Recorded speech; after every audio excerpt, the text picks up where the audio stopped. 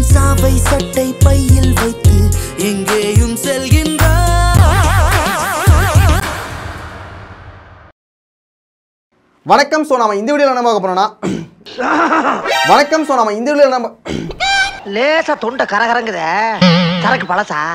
வணக்கம். சோ நாம இந்த வீடியோல என்ன பார்க்க போறோம்னா ஏண்டா தொண்டை ரொம்ப கவுதடா. ஏண்டா உண்மையில விஷமா? ஆமாண்ணே. ஏண்டா முதல்ல சொல்ல வேண்டியதுடா. வணக்கம். சோ நாம இந்த வீடியோல என்ன பார்க்க போறோம்னா reels and Moj reaction. First video.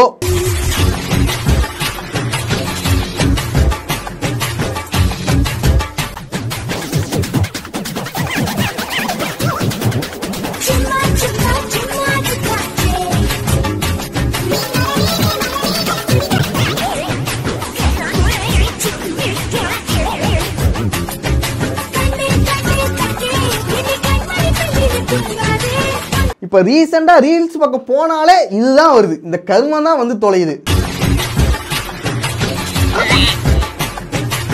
கடவுளே, உன்னை பெத்தடைக்குவா திருப்பதிக்கு மேலேயும் கீழே ஏறி இறங்கணும். ஐயே, இந்த ரீல்ஸ் எவைய ஆரம்பிச்சது? எங்க போனாலும் இதேதான் இருக்கு. இங்க ஒரு மாதிரியா தான் இருக்கும். பழகியாச்சுன்னா சரியா. இது வந்து டான்ஸ் மாதிரி எனக்கு ஆக்சுவலா தெரியல. ஒரு வேலை இருக்குமோ?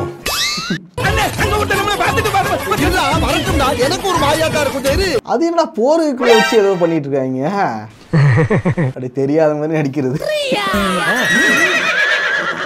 இல்ல ஒருவேளை நம்ம தான் தப்பா நினைச்சுக்கிறோமா, இல்ல உண்மையாவே இது டான்ஸ் ஸ்டெப்பா அப்படிங்கறதும் தெரிய மாட்டேங்குது. சரி, எல்லாம் ஓகே. இது எதுக்காக ட்ரெண்ட் பண்றாங்களே புரிய மாட்டேங்குது.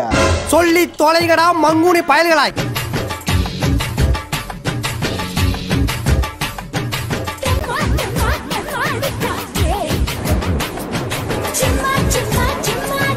அடிங்கக்காளி நிறுத்துறா. உண்மையை சொல்லுங்க, இது வந்து டான்ஸ் ஸ்டெப்பா இல்ல வந்து பொசிஷனா?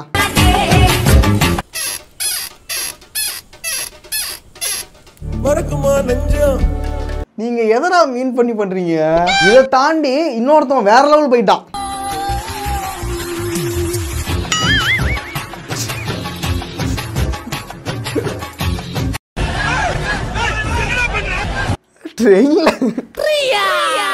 இந்த மாதிரி ட்ரெண்டிங்னா முளையிலே கிள்ளி எரியணும். இல்லைன்னா இப்படிதான் நடக்கும்.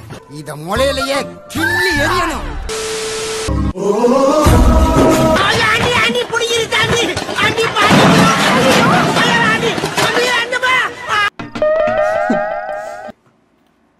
ஒரு ரீல்ஸ் பண்றது எவ்வளவு கஷ்டமா இருக்கு.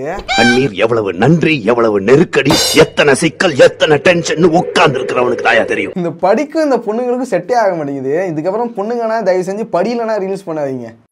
விடுங்கள் மன்னா, எல்லாம் நன்மைக்கே. இந்த ரீல்ஸ் பண்றவங்களுக்கு ஒரே ஒரு விஷயம் மட்டும் சொல்லிக்கிறேன். தம்பி, அடிதான் வலிக்கும், அதுக்கப்புறம் கொஞ்சம் ஈஸியா தான் இருக்கு. அதனால விட்டுறாதீங்க. கண்டிப்பா ரீல்ஸ் பண்ணி மேல வந்துருங்க. வலிச்சாலும் விட்டுறாதீங்கடா. ரீல்ஸ்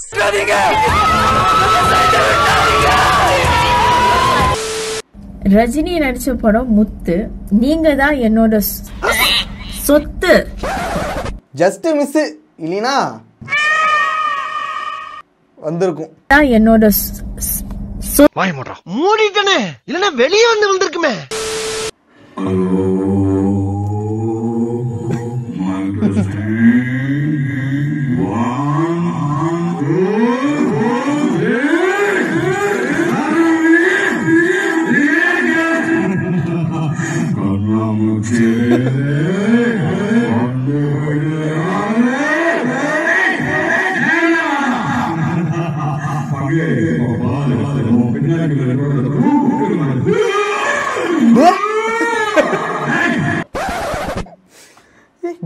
எப்படா இது?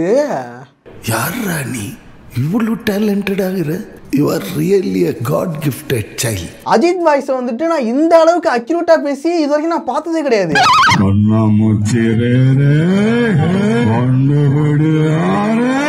இதுக்கு முன்னாடி நிறைய பேர் பேசிருக்காங்கன்னு வச்சுக்கோங்க. அவனா பழைய அஜித் மாதிரி பேசுவாங்க. இந்த சிட்டிசன் வாய்ஸ் பேசுறது,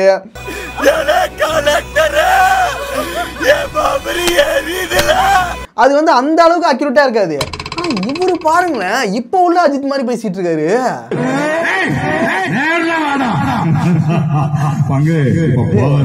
பார்த்ததுல ஒரு ஒர்த்தான ஒரு டேலண்ட், ஒரு ரீல்ஸ் பண்ற ஒரு டேலண்டான ஒரு ஆள்னா இவர் தாங்க. சூப்பர். ஐயோ எப்படியோ இவரை வச்சு நம்ம அஜித் ஃபேன்ஸ் நம்ம சேனலுக்கு பிடிச்சிடலாம். வேதனையா இருந்தாலும் வேதனையா இருக்கு. ஹாய் ஃப்ரெண்ட்ஸ், உங்க அனைவருக்கும் மாலை வணக்கம். நான் உங்கள் ஜெயசுராஜ், மிமிக்ரி ஆர்டிஸ்ட். இன்னைக்கு வந்து நம்ம விக்ரம் சார் நடிச்ச சாமி படத்துல வந்து சன்னின் சகடே ஒரு வில்லன் ஆக்ட் பண்ணிருப்பாங்க. அவங்க வாய்ஸ்ல நான் இதுல பேசுறேன். சாமி கன்னியாகுமரி காஷ்மீர் வரைக்கும் நின்று ஜெயிப்பாமலே. என்னடா சாமி சாமி படத்துல வர பெருமாள் பிச்சை மாதிரி பேசுவான்னு பார்த்தா ஜாக்கி சான் உள்ள அங்கிள் மாதிரி பேசிட்டு இருக்காரு. ஒண்ணு பிடிக்க முடியாது.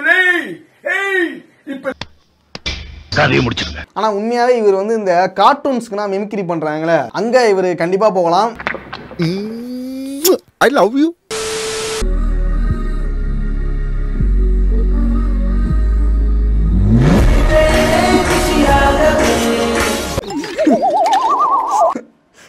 இல்ல என்ன ட்ரை பண்ணாரு அவரு?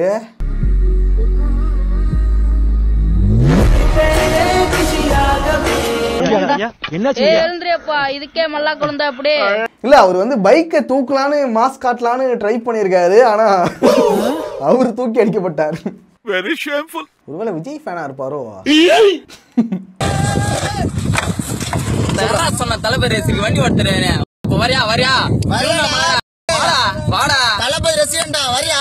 சரிப்பா சரிப்பா, உங்களால முடியும்பா.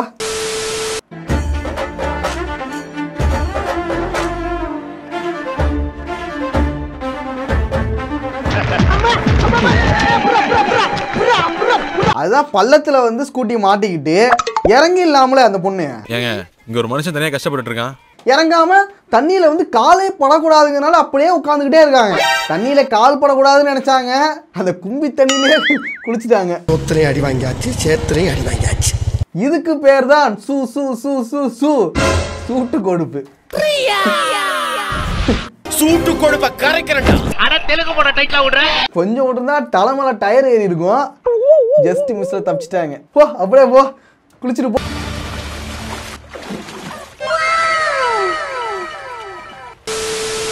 ஐயோ ஐயோ அனுமி சைக்கும் பூவாசம்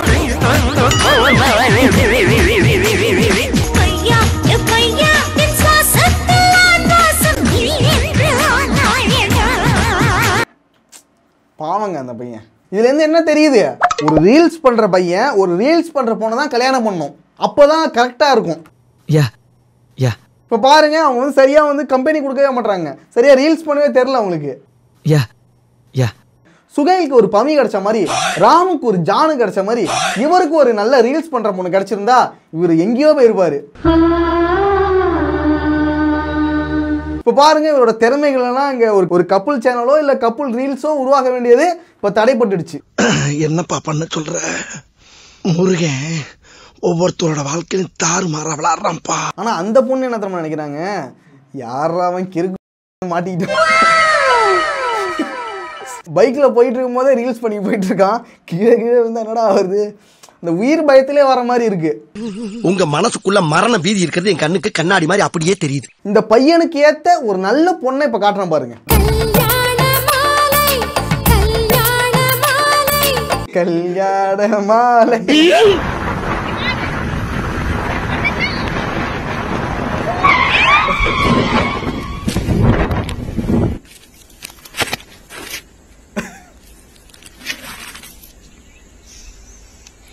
ஹாய் ஃப்ரெண்ட்ஸ், இங்க பாருங்க. இவனை நம்பி வந்தா படத்துக்கு போலாமேன்னு தமிழ் கூட வந்தா இங்க வந்து இப்படி தள்ளி விட்டுட்டான். இவனுக்கு வண்டியே ஓட்ட தெரியல, தெரியாம இவனை நம்பி வந்துட்டேன். நீ ஏன் இப்படி தள்ளி விட்டீங்க? பாரு, நேரம் கையெல்லாம் அடிபட்டுருச்சு. இதை எப்படிதான் தூக்க முடியும்? உன்னை நம்பி வந்த பாரு, உனக்கு வண்டி கூட ஓட்ட தெரியல, எதுக்கு என்ன கூட்டு வர? பாத்தியா, இவெல்லாம் பரம்பரை பைத்தியம். வண்டி பாவம். இவங்க என்னன்னா வீடியோ எடுத்துட்டு இருக்காங்க. அதான் அந்த பையனுக்கு ஏற்ற ஒரு நல்ல ஒரு பேர்னா இவங்கள மாதிரி ஒரு ஆள் தான் அந்த பையனுக்கு கரெக்டாக இருப்பாங்க.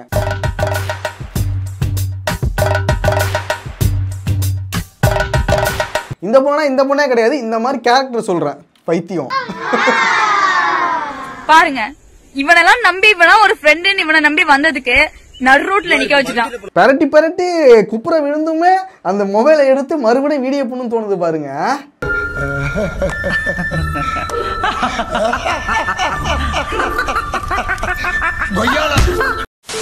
அடுத்து இதே கேட்டகரியில ஒரு ஆள்.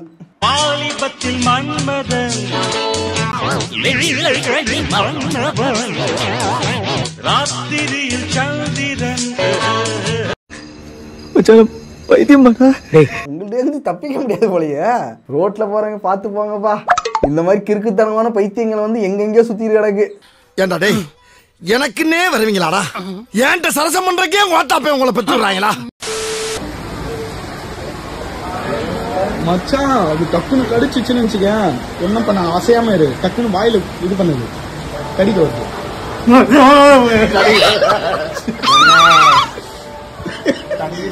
டக்குன்னு அந்த இது வாயில்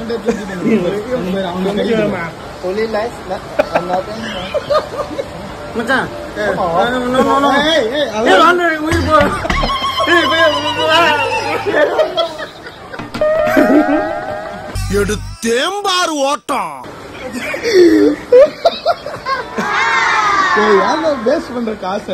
அவன் அசால்ட்டா எடுத்து வைக்கிறான்டா.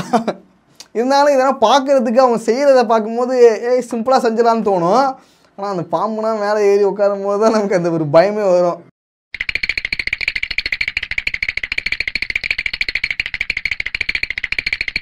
இதுமாரி ஃபோட்டோ வந்து நம்ம ஒன்று எடுக்கணும். என்ன பரமசிவம் எப்படி இருக்க? என்ன கொழுப்புடா அவன.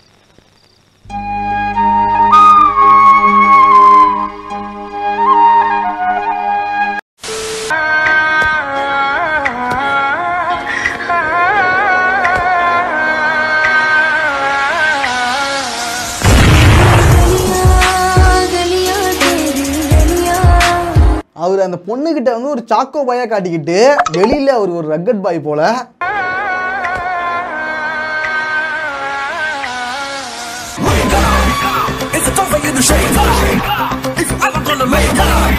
என்னைக்குமே ஒரு சாக்கோ பாய்க்குள்ள ஒரு ரக்கட் பாய் இருப்பான்டா. பாவம் அந்த அப்பாவிகளை அடிச்சுதான் நீ ரக்கட் பாயா மாறணுமாடா. ரோட்ல எவனாவது ஒருத்தன் வந்து அப்பாவியா அவனதான் அடிப்பானுங்க. நல்ல பல்கா இருக்கணும் பட்டு அடிக்க மாட்டானுங்க. இங்க எவனா இழிச்சா போய் மாட்டுவான். வழக்கம் போல அவனை செய்வான். கொஞ்சம் வெயிட் பண்ணுங்க. ஏதோ தவறுதெல்லாம் இடிச்சுட்டான். அவன் விட்டுறதை விட்டுட்டு அவனை அடிச்சு அவனை தும்சம் பண்ணி இவன் சீன் காட்டுறான். விஜய் சார்கிட்ட போய் நான் ஸ்ட்ரெயிட்டாக பேசினேன் அப்படின்ட்டு நான் பேசினேன். ஸ்ட்ரெயிட்டாக கொஞ்சம் தவறாக பேசிட்டேன். ஒருத்தர் வந்து என் கூட ஷூட்டிங்கில் இருந்தார், சாய் தீனான்னு ஒரு அண்ணன். அவர் மிமிக்ரி பண்ணுவார் கூட. அவர் வந்து விஜய் வாய்ஸில் என்கிட்ட பேசினார். நானும் சொல்லுங்கள் சார் என்ன சார் அப்படின்னு பேசிகிட்டு இருந்தேன். அடுத்து கொஞ்சம் நாள் கழித்து அடிக்கடி போனுச்சு இந்த மாதிரி விஜய் பேசுகிறேன்ப்பா அப்படின்னு. நான் டென்ஷன் ஆகிட்டு விஜய் சார் தனியாக உட்காந்துட்டு இருந்தார். அன்றைக்கி யாருமே இல்லை பக்கத்தில். அன்றைக்கின்னு இல்லை, அங்கே போய் நேராக போய் என்ன சார் தேவையில்லாமல் ஃபோன் போட்டு கலாச்சிட்ருங்க, உங்களுக்கு தான் வேலையா அப்படின்னு விஜய் சார்ட்ட கேட்டேன். விஜய் சார்ட்டே போய் கேட்டேன். கனவுல கூட நடக்க முடியாத விஷயத்த எவ்வளவு கான்பிடென்ட்டா சொல்றான் பாரு. அந்த விமானோட அந்த ரியாக்ஷன் தான் கேட்டிங்களா? சட்டே போய் கேட்டேன். அப்ப அவர் சொன்னாரு, தம்பி வெளியே போடா.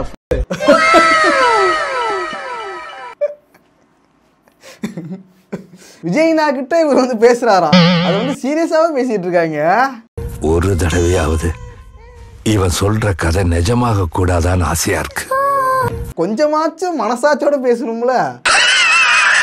ஐயா, இது 1980 மாடர்ன் உலகம். தப்பான விஷயத்த கூட தன்னம்பிக்கை கூட பேசிட்டு இருக்காரு. இதே மாதிரிதான் கடைசி விவசாயி படத்துல வந்து விஜய் சேதுபதி பில்கேட்ஸை பார்த்தேன்னு சொல்லுவாரு. யார் நிக்குது? பில்கேட்ஸ் நிக்கிறாரு. பில்கேட்ஸா? எந்த பில்கேட்ஸ் சொல்ற? அங்க உள்ளவங்க எல்லாரும் வந்து விஜய் சேதுபதி வந்து ஒரு ஜோக்கர் மென்டல் நினைச்சிட்டு இருப்பாங்க. ஆனா உண்மையாவே அங்க சுத்தி இருக்கவன் தான் ஜோக்கர்.